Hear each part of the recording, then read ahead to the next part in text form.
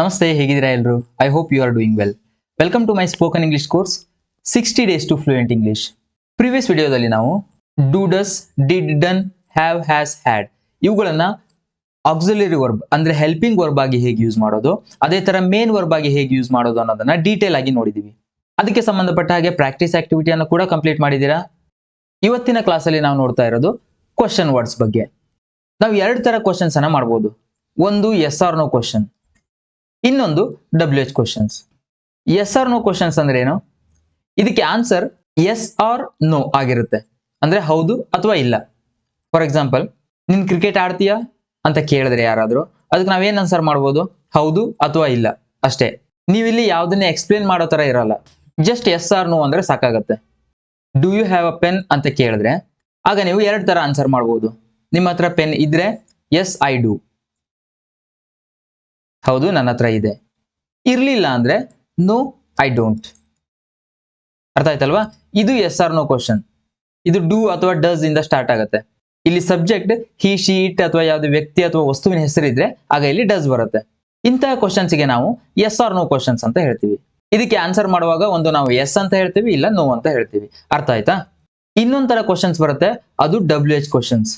ಇಲ್ಲಿ ನಾವು just S or no ಅಂತ ಹೇಳಕ್ಕಾಗಲ್ಲ, ಡೀಟೇಲ್ಡ್ ಆನ್ಸರ್ ಅನ್ನ ಕೊಡ್ಬೇಕಾಗತ್ತೆ. ಈ ಕ್ವಶನ್ ವರ್ಡ್ಸ್ ಅನ್ನ ನಾವು ಒಂದು ಸ್ಪೆಸಿಫಿಕ್ ಇನ್ಫಾರ್ಮೇಶನ್ ಅನ್ನ ಕೇಳೋದಕ್ಕೆ ಯೂಸ್ ಮಾಡ್ಕೋತೀವಿ. ಈ ಕ್ವಶನ್ ವರ್ಡ್ಸ್ ಗಳು ನಮ್ಮ ಡೈಲಿ ಕಾನ್ವರ್ಸೇಷನ್ ಗೆ ತುಂಬಾ ಬೇಕಾಗುತ್ತೆ. ಹಾಗಾಗಿ ಈ ಲೆಸನ್ ಅಲ್ಲಿ ನಾವು ಅದನ್ನ ಡೀಟೇಲ್ ಆಗಿ ನೋಡ್ತಾ ಹೋಗ್ತೀವಿ. ಇದರಲ್ಲಿ 11 ಕೀ ಕ್ವಶನ್ ವರ್ಡ್ಸ್ ಇದೆ. ಅದು ಯಾವ್ಯಾವ್ದು, ಅದನ್ನ ಯಾವಾಗ ಬಳಸ್ತೀವಿ ಅನ್ನೋದನ್ನ ನೋಡ್ತಾ ಹೋಗೋಣ. ಫಸ್ಟ್ ಒನ್ ಅದರಲ್ಲಿ ವಾಟ್. ಇದೆಲ್ಲರಿಗೂ ಗೊತ್ತಿರುತ್ತಲ್ವಾ? ವಾಟ್ ಅಂದ್ರೆ ಏನು ಅಂತ ಅರ್ಥ. ಹೇಗೆ ಬಳಸ್ತೀವಿ ನಾವು ಇದನ್ನ? ಉದಾಹರಣೆಗೆ ನೋಡಿ, ವಾಟ್ ಇಸ್ ಯುವರ್ ನೇಮ್? ನಿನ್ನ ಹೆಸರೇನು? ಇಲ್ಲಿ ಏನು ಅಂತ ಇದೆ ಅಲ್ವಾ, ಅದಕ್ಕೆ ಯೂಸ್ ಆಗೋದು what. What are you doing? ನೀನ್ ಏನ್ ಮಾಡ್ತಾ ಇದೀಯಾ? ಇಲ್ಲಿ ನೋಡಿ, ನೀವು ಜಸ್ಟ್ ಇದಕ್ಕೆ ಎಸ್ ಆರ್ ನೋ ಅಂತ ಹೇಳಕ್ ಆಗಲ್ಲ, ಸ್ಪೆಸಿಫಿಕ್ ಆನ್ಸರ್ ಅನ್ನ ಕೊಡ್ಬೇಕಾಗತ್ತೆ. ಇಲ್ಲಿ ನಿಮ್ ಹೆಸರೇನು ಅಂತ ಹೇಳ್ಬೇಕು, ಹಾಗೆ ಇಲ್ಲಿ ನೀವು ಏನ್ ಮಾಡ್ತಿದ್ದೀರಾ ಅಂತ ಹೇಳ್ಬೇಕು ಈ ಕ್ವಶನ್ ನ ಕೇಳಿದಾಗ. ಅರ್ಥ ಆಯ್ತಲ್ವಾ? ಇದಕ್ಕೆ ವಾಟ್ ಯೂಸ್ ಆಗುತ್ತೆ. ನೆಕ್ಸ್ಟ್ ಹೂ ಅಂದ್ರೆ ಯಾರು. ವ್ಯಕ್ತಿಗಳ ಬಗ್ಗೆ ಕೇಳೋದಕ್ಕೆ ಹೂ ಯೂಸ್ ಆಗುತ್ತೆ. For example, who is calling you? ನಿನ್ಗೆ ಯಾರು ಕಾಲ್ ಮಾಡ್ತಿದ್ದಾರೆ ಅಥವಾ ನಿನ್ಗೆ ಯಾರು ಕರೀತಾ ಇದ್ದಾರೆ. ಅದೇ ತರ ಹೂ ಆರ್ ಯುವರ್ ಫ್ರೆಂಡ್ಸ್? ನಿನ್ನ ಫ್ರೆಂಡ್ಸ್ ಯಾರು? ಓಕೆನಾ? ವ್ಯಕ್ತಿಗಳ ಬಗ್ಗೆ ಕೇಳೋದಕ್ಕೆ ಹೂ ಅಂದ್ರೆ ಯಾರು.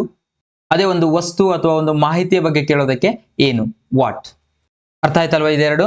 ಇಲ್ಲಿ ನೀವು ಈ ಎಕ್ಸಾಂಪಲ್ ಗಳ ಜೊತೆಗೆ ಬೇರೆ ಬೇರೆ ಸಬ್ಜೆಕ್ಟ್ ಅನ್ನ ಹಾಕೊಂಡು ಟ್ರೈ ಮಾಡಿ. ಫಾರ್ ಎಕ್ಸಾಂಪಲ್, ಇಲ್ಲಿ ಶಿ ಹಾಕ್ಬೇಕು, ಅವಳು ಏನ್ ಮಾಡ್ತಿದ್ದಾಳೆ. ವಾಟ್ ಆರ್ ಯು ಡೂಯಿಂಗ್ ಅಂದ್ರೆ ನೀನೇನ್ ಮಾಡ್ತಿದೀಯ ಅಂತ ಅರ್ಥ. ಇಲ್ಲಿ ಅವಳು ಏನ್ ಮಾಡ್ತಿದ್ದಾಳೆ ಅಂತ ಕೇಳ್ಬೇಕು, ಅವಾಗ ಇಲ್ಲಿ ಸಬ್ಜೆಕ್ಟ್ ಚೇಂಜ್ ಆಗುತ್ತಲ್ವಾ. ಹಾಗೇನೆ ಇಲ್ಲಿ ವರ್ಬ್ ಏನಿದೆಯೋ ಅದು ಕೂಡ ಚೇಂಜ್ ಆಗುತ್ತೆ. ಇಲ್ಲಿ ಶಿ ಅಂತ ಸಬ್ಜೆಕ್ಟ್ ಬಂದಾಗ ವರ್ಬ್ ಆರ್ ಇರುತ್ತಾ? ಇಲ್ಲ, ಈಸ್ ಆಗತ್ತೆ. What is she doing? ಅವಳು ಏನ್ ಮಾಡ್ತಿದ್ದಾಳೆ. ಅರ್ಥ ಆಯ್ತಲ್ವಾ? ಸೊ ಎಲ್ಲಾ ಸಬ್ಜೆಕ್ಟ್ ಅನ್ನ ಹಾಕೊಂಡು ಟ್ರೈ ಮಾಡಿ. ಇಲ್ಲಿ ಸಬ್ಜೆಕ್ಟ್ ಚೇಂಜ್ ಆದಾಗೆ ವರ್ಬ್ ಯಾವ್ದು ಬರುತ್ತೆ ಅನ್ನೋದು ನಿಮ್ಗೆ ಗೊತ್ತಾಗಬೇಕು. ಯಾಕಂದ್ರೆ ನಾವು ಆಲ್ರೆಡಿ ಅದ್ರ ಬಗ್ಗೆ ತಿಳ್ಕೊಂಡಿದೀವಿ, is, am, are, was verb ಬಗ್ಗೆ ಅಲ್ವಾ. ಸೊ ಸಬ್ಜೆಕ್ಟ್ ಅನ್ನ ಚೇಂಜ್ ಮಾಡ್ಕೊಂಡು ಕ್ವಶನ್ಸ್ ಅನ್ನ ಮಾಡೋದಕ್ಕೆ ಟ್ರೈ ಮಾಡಿ. Next one whom. ಇದು ಯಾರನ್ನು ಅಥವಾ ಯಾರಿಗೆ ಅನ್ನುವಂತ ಮೀನಿಂಗ್ ಅನ್ನ ಕೊಡುತ್ತೆ. ಇದು ಕೂಡ ವ್ಯಕ್ತಿಗಳ ಬಗ್ಗೆ ಕೇಳೋದಕ್ಕೆ ಯೂಸ್ ಆಗೋದು ಹೂ ತರನೇ. ಹೂ ಅಂದ್ರೆ ಯಾರು, ಹೂಮ್ ಅಂದ್ರೆ ಯಾರನ್ನು ಅಥವಾ ಯಾರಿಗೆ. For example, whom did you invite to the party? ನೀನು ಪಾರ್ಟಿಗೆ ಯಾರನ್ನ ಕರೆದಿದ್ದೆ. ಯಾಕೆ ಇಲ್ಲಿ ಕರೆದಿದ್ದೆ ಅಂತ ಬರುತ್ತೆ? ಇಲ್ಲಿ ಡಿಡ್ ಬಂದಿರೋದಕ್ಕೆ, ಪಾಸ್ಟ್ ಆಲ್ರೆಡಿ ಆಗೋಗಿರೋದು. Whom did you invite to the party? ನೀನು ಪಾರ್ಟಿಗೆ ಯಾರನ್ನ ಕರೆದಿದ್ದೆ. ನೆಕ್ಸ್ಟ್ ಒನ್ ನೋಡಿ, to whom does this belong? ಇದು ಯಾರಿಗೆ ಸೇರಿದ್ದು. ಸೊ ಈ ತರ ಯಾರನ್ನು ಅಥವಾ ಯಾರಿಗೆ ಅಂತ ಕೇಳುವಾಗ ಹೂಮ್ ಯೂಸ್ ಆಗತ್ತೆ. ಅರ್ಥ ಆಯ್ತಾ? ನೆಕ್ಸ್ಟ್ ಒನ್ ಹೂಸ್ ಅಂದ್ರೆ ಯಾರದು. It is use to ask about ownership or possession. ಯಾರಿಗೆ ಸೇರಿದ್ದು ಅಂತ ಕ್ವಶನ್ ಮಾಡುವಾಗ, ಇದು ಯಾರ್ದು ಅಂತ ಕೇಳುವಾಗ ಹೂಸ್ ಯೂಸ್ ಆಗತ್ತೆ. For example, whose bag is this? ಈ ಬ್ಯಾಗ್ ಯಾರ್ದು. Whose phone is ringing? ಯಾರ ಫೋನ್ ರಿಂಗ್ ಆಗ್ತಿದೆ. ಇಲ್ಲಿ ಆ ಬ್ಯಾಗ್ ಯಾರಿಗೆ ಸೇರಿದ್ದು ಅಂತ ಕೇಳ್ತಾ ಇದೀವಿ. ಅದೇ ತರ ಇಲ್ಲಿ ಯಾರ ಫೋನ್ ರಿಂಗ್ ಆಗ್ತಿದೆ ಅಂತ ಕೇಳ್ತಾ ಇದೀವಿ. ಹೂ ಅಂದ್ರೆ ಯಾರು, ಹೂಮ್ ಅಂದ್ರೆ ಯಾರನ್ನು ಅಥವಾ ಯಾರಿಗೆ, ಹೂಸ್ ಅಂದ್ರೆ ಯಾರದು. ಈ ಮೂರರ ಅರ್ಥವನ್ನ ಕರೆಕ್ಟ್ ಆಗಿ ನೆನ್ಪಿಟ್ಕೊಳ್ಳಿ, ಆಗ ಯಾವುದೇ ಕನ್ಫ್ಯೂಷನ್ ಇರಲ್ಲ. ನೆಕ್ಸ್ಟ್ ಒನ್ ವ್ಯಾರ್ ಅಂದ್ರೆ ಎಲ್ಲಿ. ಪ್ಲೇಸ್ ಬಗ್ಗೆ ಕೇಳೋದಕ್ಕೆ ಟು ಆಸ್ಕ್ ಅಬೌಟ್ ಪ್ಲೇಸಸ್. ಯಾವುದೋ ಒಂದು ಸ್ಥಳದ ಬಗ್ಗೆ ಕೇಳೋದಕ್ಕೆ ವ್ಯಾರ್ ಯೂಸ್ ಆಗುತ್ತೆ. ಕೆಲವರು ಇದನ್ನು ಕೂಡ ವ್ಯಾರ್ ಅಂತ ಹೇಳ್ತಾರೆ. This is where. ಓಕೆನಾ? ವರ್ ಇದು ವ್ಯಾರ್ ಅಂದ್ರೆ ಎಲ್ಲಿ. For example, where are you from? ನೀವು ಎಲ್ಲಿಯವರು. Where is my book? ನನ್ನ ಪುಸ್ತಕ ಎಲ್ಲಿದೆ. ಓಕೆನಾ. ಪ್ಲೇಸ್ ಬಗ್ಗೆ ಕೇಳೋದಕ್ಕೆ ವೇರ್ ಯೂಸ್ ಆಗುತ್ತೆ. ನೆಕ್ಸ್ಟ್ ಒನ್ ವೆನ್ ಅಂದ್ರೆ ಯಾವಾಗ.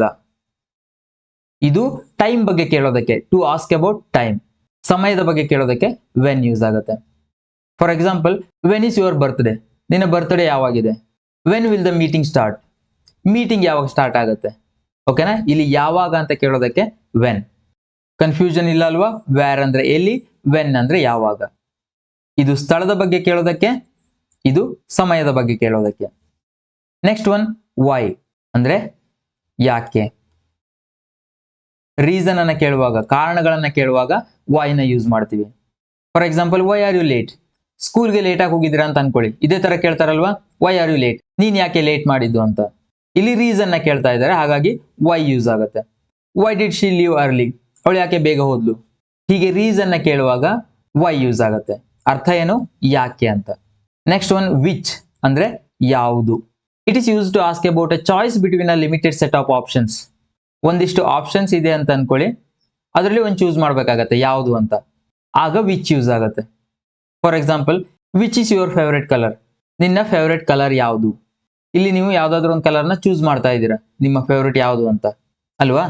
ಅದೇ ತರ which one do you prefer, ನಿಮ್ಗೆ ಯಾವ್ದು ಬೇಕು. For example which one do you prefer, tea or coffee ಅಂತ ಕೇಳಿದಾಗ ನೀವು ಟೀ ಅಥವಾ ಕಾಫಿ ಇದರಲ್ಲಿ ಯಾವ್ದು ಬೇಕು ನಿಮ್ಗೆ ಅಂತ ಹೇಳ್ಬೇಕಾಗತ್ತೆ. ಇಲ್ಲಿ ವಿಚ್ ಅನ್ನೋದು ಯಾವುದು ಅನ್ನುವಂತ ಮೀನಿಂಗ್ ಅನ್ನ ಕೊಡುತ್ತೆ. ಸೊ ಇಲ್ಲಿ ಮೇನ್ ನಿಮ್ಗೆ ಅರ್ಥ ಗೊತ್ತಿರಬೇಕು ಅಷ್ಟೇ, ಆಗ ನೀವು ಈಸಿಯಾಗಿ ಸೆಂಟೆನ್ಸ್ ಮಾಡಿ ಯಾವ ಕ್ವಶನ್ ವರ್ಡ್ ಅನ್ನ ಎಲ್ಲಿ ಹಾಕ್ಬೇಕು ಅನ್ನೋದು ಗೊತ್ತಾಗುತ್ತೆ. ನೆಕ್ಸ್ಟ್ ಒನ್ ಹೌ ಅಂದ್ರೆ ಹೇಗೆ. To ask about methods or conditions. For example how do you make tea, ನೀನು ಟೀ ಹೇಗೆ ಮಾಡ್ತೀಯಾ. ಇಲ್ಲಿ ನಾವು ಮೆಥಡ್ ಅನ್ನ ಕೇಳ್ತಾ ಇದ್ದೀವಿ, ಹೇಗೆ ಟೀ ಮಾಡ್ತೀಯಾ ಅಂತ. ಅರ್ಥ ಆಯ್ತಾ. ಹೇಗೆ ಅಂತ ಕೇಳೋದಕ್ಕೆ ಹೌ ಯೂಸ್ ಆಗುತ್ತೆ. ಹೌ ವಾಸ್ ಯುವರ್ ಟ್ರಿಪ್, ನಿನ್ನ ಟ್ರಿಪ್ ಹೇಗಿತ್ತು. ಹೌ ಆರ್ ಯು, ನೀನ್ ಹೇಗಿದ್ದೀಯಾ. ಇಲ್ಲಿ ನೋಡಿ how do you make tea, ನೀನ್ ಟೀ ಹೇಗೆ ಮಾಡ್ತೀಯಾ ಅಂತ. ಅದೇ ಅವಳು ಟೀ ಹೇಗೆ ಮಾಡ್ತಾಳೆ, ಇದನ್ನ ಹೇಗೆ ಹೇಳೋದು ಇಂಗ್ಲಿಷ್ ಅಲ್ಲಿ. ಹೌ ಬರುತ್ತೆ. ನೆಕ್ಸ್ಟ್ ಡೂ ಬದಲಿಗೆ ಏನ್ ಬರುತ್ತೆ, ಹೌ ಡಸ್. ಯಾಕೆ, ಇಲ್ಲಿ ಸಬ್ಜೆಕ್ಟ್ ಶಿ ಇದೆ. How does she make tea. ಇಲ್ಲಿ ಮೇಕ್ ಇರುತ್ತೋ ಮೇಕ್ಸ್ ಆಗುತ್ತೋ, ಮೇಕ್ಸ್ ಆಗಲ್ಲ, ಮೇಕೆ ಇರುತ್ತೆ. ಯಾಕೆ, ಇಲ್ಲಿ ಡಸ್ ಆಲ್ರೆಡಿ ಬಂದಿರೋದಕ್ಕೆ. How does she make tea, ಅವಳು ಟೀ ಹೇಗೆ ಮಾಡ್ತಾಳೆ. ನೀವು ಒಂದು ಸೆಂಟೆನ್ಸ್ ಅನ್ನ ತಗೊಂಡು ಬೇರೆ ಬೇರೆ ಸಬ್ಜೆಕ್ಟ್ ಅನ್ನ ಹಾಕಿ ಟ್ರೈ ಮಾಡಬೇಕು. I, you, we, they, he, she, it, ಹಾಗೆ ಯಾವ್ದಾದ್ರು ವ್ಯಕ್ತಿ ಅಥವಾ ವಸ್ತುವಿನ ಹೆಸರು. ಆಗ ನಿಮ್ಗೆ ಇದೆಲ್ಲವನ್ನ ಬೇಗ ಬೇಗ ಕಲಿಯೋದಕ್ಕಾಗತ್ತೆ. ಅರ್ಥ ಆಯ್ತಾ. Next one how much. How much ಅಂದ್ರೆ ಎಷ್ಟು ಅಂತ. ಹೌ ಅಂದ್ರೆ ಹೇಗೆ, ಹೌ ಮಚ್ ಅಂದ್ರೆ ಎಷ್ಟು.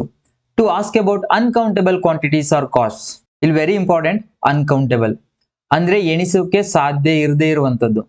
ಅಂದ್ರೆ 1, 2, 3 ಅಂತ ಎಣಿಸೋಕೆ ಸಾಧ್ಯ ಆಗಬಾರ್ದು, ಅವುಗಳ ಜೊತೆಗೆ ಹೌ ಮಚ್ ಬರುತ್ತೆ. ಫಾರ್ ಎಕ್ಸಾಂಪಲ್ ಇಲ್ಲಿ ನೋಡಿ ವಾಟರ್ ಇದೆ, ಇದನ್ನ 1, 2, 3 ಅಂತ ಎಣಿಸಕ್ಕಾಗತ್ತಾ, ಇಲ್ಲ. 1 ಲೀಟರ್ 2 ಲೀಟರ್ ಅಂತ ಎಣಿಸಬಹುದು ಅಷ್ಟೇ, ಬಟ್ 1 ನೀರು 2 ನೀರು ಅಂತ ಹೇಳಕ್ಕಾಗಲ್ಲ. ಹಾಗಾಗಿ ಅವುಗಳ ಜೊತೆಗೆ ಹೌ ಮಚ್ ಬರುತ್ತೆ. How much water do you need, ನಿನಗೆ ಎಷ್ಟು ನೀರು ಬೇಕು. ಹಾಗೇನೆ ಕಾಸ್ಟ್ ಅನ್ನ ಕೇಳೋದಕ್ಕೂ ಕೂಡ, ಅಂದ್ರೆ ಬೆಲೆಯನ್ನ ಕೇಳೋದಕ್ಕೂ ಕೂಡ ಹೌ ಮಚ್ ಯೂಸ್ ಆಗುತ್ತೆ. How much is this book ಅಂದ್ರೆ ಈ ಬುಕ್ಗೆ ಎಷ್ಟು ರೇಟ್. ಇಲ್ಲಿ ನಾವು ಆ ಬುಕ್ ನ ಬೆಲೆಯನ್ನ ಕೇಳ್ತಾ ಇದ್ದೀವಿ. ಅರ್ಥ ಆಯ್ತಲ್ವಾ. ಹೌ ಮಚ್ ಅಂದ್ರೆ ಎಷ್ಟು, ಇದು ಯಾವ್ದ್ರ ಜೊತೆಗೆ ಯೂಸ್ ಆಗುತ್ತೆ, ಅನ್ಕೌಂಟೇಬಲ್ ನೌನ್ ಜೊತೆಗೆ. ವಾಟರ್ ಅನ್ನೋದು ಅನ್ಕೌಂಟೇಬಲ್ ನೌನ್. ನೆಕ್ಸ್ಟ್ ನೋಡಿ ಲಾಸ್ಟ್ ಒನ್ ಹೌ ಮೆನಿ, ಇದು ಕೂಡ ಎಷ್ಟು ಅಂತಾನೆ ಅರ್ಥ. ಬಟ್ ಹೌ ಮಚ್ ಮತ್ತೆ ಹೌ ಮೆನಿಗೆ ಏನ್ ಡಿಫರೆನ್ಸ್. ಈ ಹೌ ಮೆನಿನ ಯಾವಾಗ ಯೂಸ್ ಮಾಡ್ತೀವಿ ನಾವು, to ask about countable quantities, ಲೆಕ್ಕ ಮಾಡೋಕೆ ಸಾಧ್ಯ ಆಗತ್ತೆ, ಎಣಿಸೋಕೆ ಸಾಧ್ಯ ಆಗತ್ತೆ, ಇಂತಹ ನೌನ್ಗಳ ಜೊತೆಗೆ ನಾವು ಹೌ ಮೆನಿನ ಯೂಸ್ ಮಾಡ್ತೀವಿ. For example how many apples do you have, ನಿನ್ನ ಹತ್ರ ಎಷ್ಟು ಆಪಲ್ಸ್ ಇದೆ, ಎಷ್ಟು ಸೇಬು ಹಣ್ಣುಗಳಿವೆ. ಅರ್ಥ ಆಯ್ತಾ. ಆಪಲ್ಸ್ ನಾವು ಎಣಿಸಬಹುದು 1, 2, 3 ಅಂತ, ಅಂತಹವುಗಳ ಜೊತೆಗೆ ಹೌ ಮೆನಿ ಯೂಸ್ ಆಗುತ್ತೆ.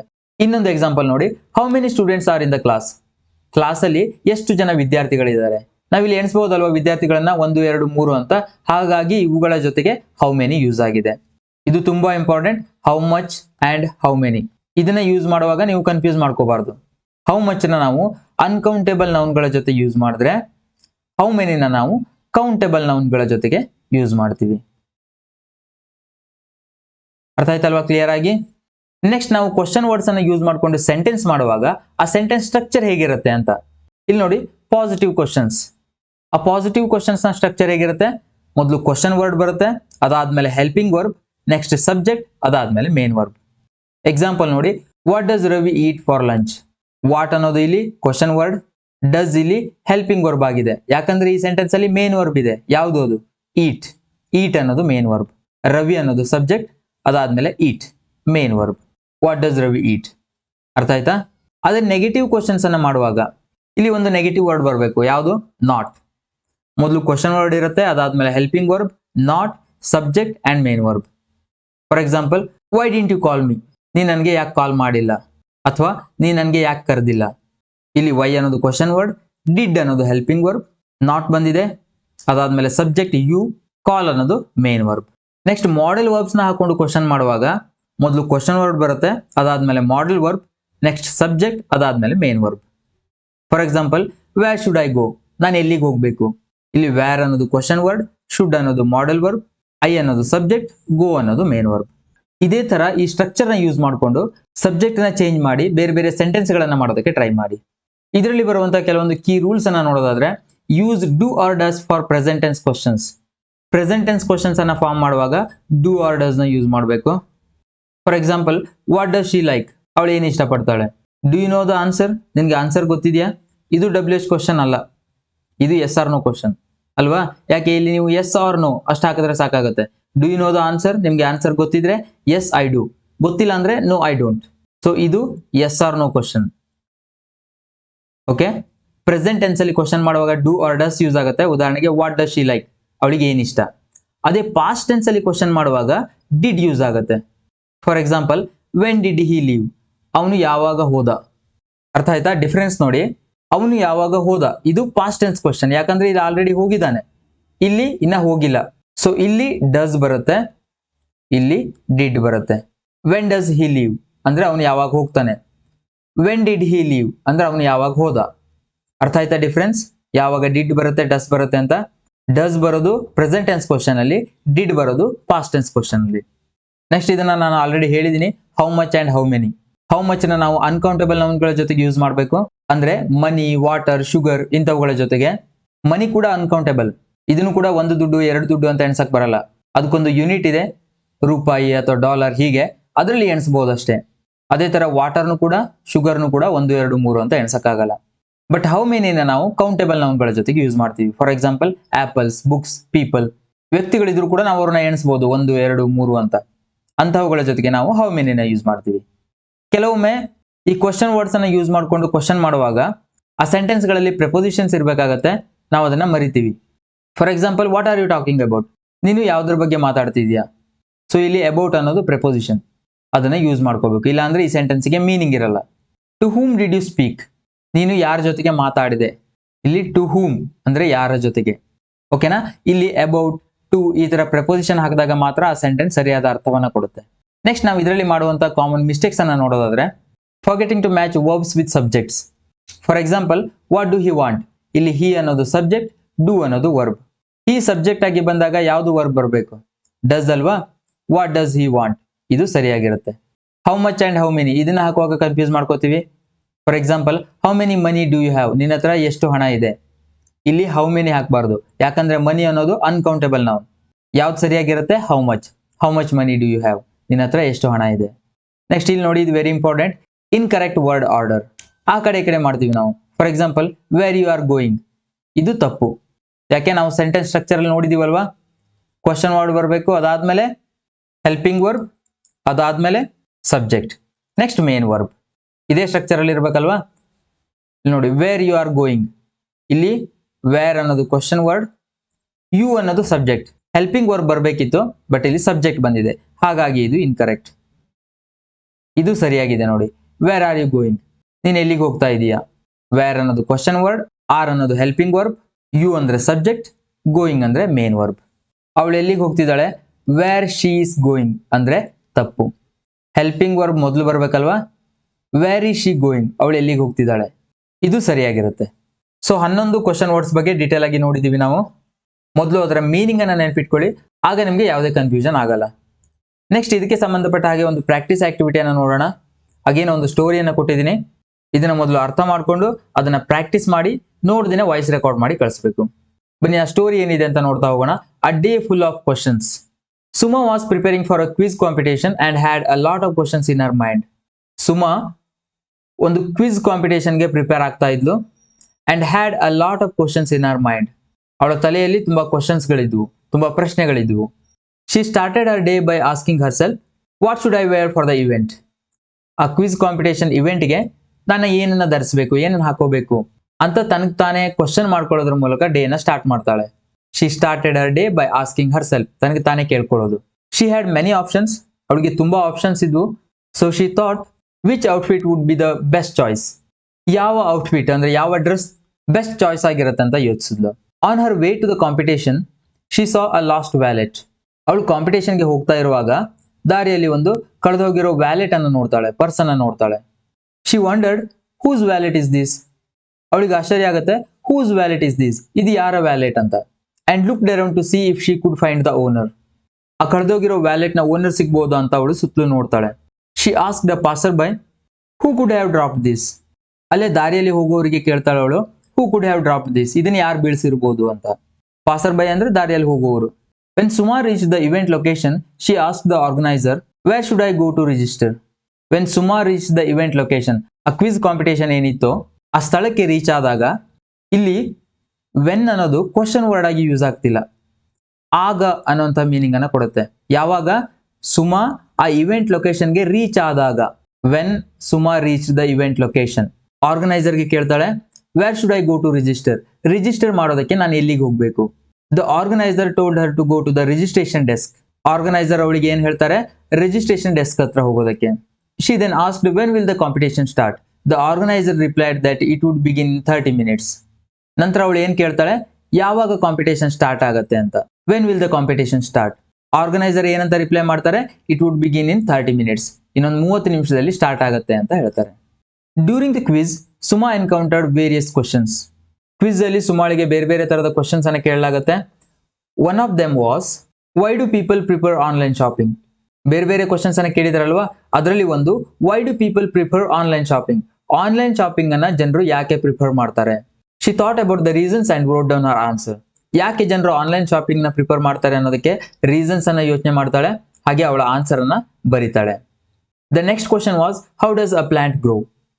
ನೆಕ್ಸ್ಟ್ ಕ್ವಶನ್ ಏನಾಗಿತ್ತು, ಗಿಡ ಹೇಗೆ ಬೆಳೆಯುತ್ತೆ ಅನ್ನೋದು. She explain the process step by step. ಗಿಡ ಬೆಳೆಯುವಂತ ಪ್ರೊಸೆಸ್ ಅನ್ನ ಸ್ಟೆಪ್ ಬೈ ಸ್ಟೆಪ್ ಎಕ್ಸ್ಪ್ಲೇನ್ ಮಾಡ್ತಾಳೆ ಅವಳು. Later Suma had a math question. ನಂತರ ಅವಳಿಗೆ ಒಂದು ಗಣಿತದ ಕ್ವಶನ್ ಇತ್ತು. How many apples are left if you take away 2 from 5. 5 apples ಗಳಿಂದ 2 ಆಪಲ್ಸ್ ನ ತೆಗೆದ್ರೆ ನಿನ್ನ ಹತ್ರ ಎಷ್ಟು ಉಳಿಯುತ್ತೆ ಅನ್ನೋದು ಕ್ವಶನ್ ಆಗಿತ್ತು. She quickly answered 3. ಅವಳು ಬೇಗನೆ ಆನ್ಸರ್ ಮಾಡ್ತಾಳೆ 3 ಅಂತ. Another question asked how much water should a person drink in a day. ಒಬ್ಬ ವ್ಯಕ್ತಿ ದಿನಕ್ಕೆ ಎಷ್ಟು ನೀರನ್ನು ಕುಡಿಬೇಕು ಅಂತ. She wrote down the answer around 2 to 3 liters. ಅವಳು ಆನ್ಸರ್ ನ ಬರೀತಾಳೆ ಏನಂತ, 2 ರಿಂದ 3 ಲೀಟರ್ ಅಂತ. After the event she went out for lunch with her friends. ಆ ಇವೆಂಟ್ ಮುಗಿದ್ಮೇಲೆ, ಕ್ವಿಜ್ ಕಾಂಪಿಟೇಷನ್ ಮುಗಿದ್ಮೇಲೆ ಅವಳು ತನ್ನ ಫ್ರೆಂಡ್ಸ್ ಜೊತೆಗೆ ಊಟಕ್ಕೆ ಹೋಗ್ತಾಳೆ. One of them asked where do you want to eat. ಅವರಲ್ಲಿ ಒಬ್ರು ಕೇಳ್ತಾರೆ ನೀನು ಎಲ್ಲಿ ಊಟ ಮಾಡೋದಕ್ಕೆ ಇಷ್ಟಪಡ್ತೀಯ. And another asked what is your favourite dish. ಇನ್ನೊಬ್ರು ಕೇಳ್ತಾರೆ ನಿನ್ನ ಫೇವರೆಟ್ ಡಿಶ್ ಯಾವುದು, ನಿನ್ಗೆ ಏನ್ ಇಷ್ಟ ಅಂತ. They talked about their meal preferences and Suma enjoyed asking and answering these questions. ಅವರು ತಮ್ಮ ಮೀಲ್ ಪ್ರಿಫರೆನ್ಸಸ್ ಬಗ್ಗೆ ಮಾತಾಡ್ತಾರೆ. ಸುಮಾ ಕೂಡ ಈ ತರ ಕ್ವಶನ್ಸ್ ಕೇಳೋದನ್ನ, ಅದಕ್ಕೆ ಆನ್ಸರ್ ಮಾಡೋದನ್ನ ಎಂಜಾಯ್ ಮಾಡ್ತಾಳೆ. ಈ ಸ್ಟೋರಿಯ ಮೀನಿಂಗ್ ಏನು ಅನ್ನೋದು ಅರ್ಥ ಆಯ್ತಲ್ವಾ. ಇಲ್ಲಿ ನೋಡಿ ನೀವು ಎಷ್ಟು ಕ್ವಶನ್ಸ್ ಇದೆ ಅಂತ. What should I wear for the event, ನಾನು ಇವೆಂಟ್ಗೆ ಏನ್ ಹಾಕೋಬೇಕು, ಏನ್ ಧರಿಸಬೇಕು.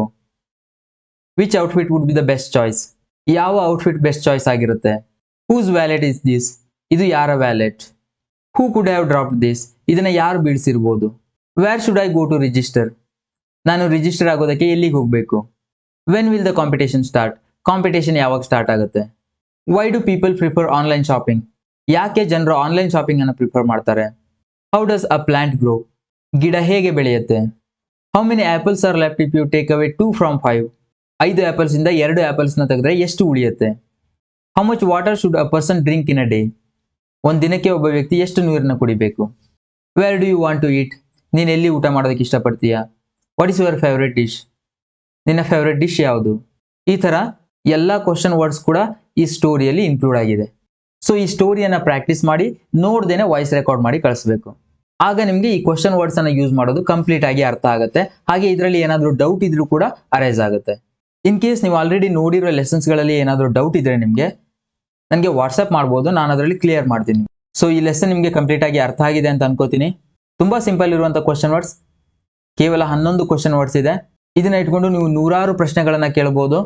ಸೊ ಪ್ರಾಕ್ಟೀಸ್ ಆಕ್ಟಿವಿಟಿಯನ್ನ ಆದಷ್ಟು ಬೇಗ ಕಂಪ್ಲೀಟ್ ಮಾಡಿ ಕಳಿಸಿ ಅಂತ ಹೇಳ್ತಾ ನೆಕ್ಸ್ಟ್ ವಿಡಿಯೋದಲ್ಲಿ ಮತ್ತೆ ಸಿಗೋಣ. Thank you.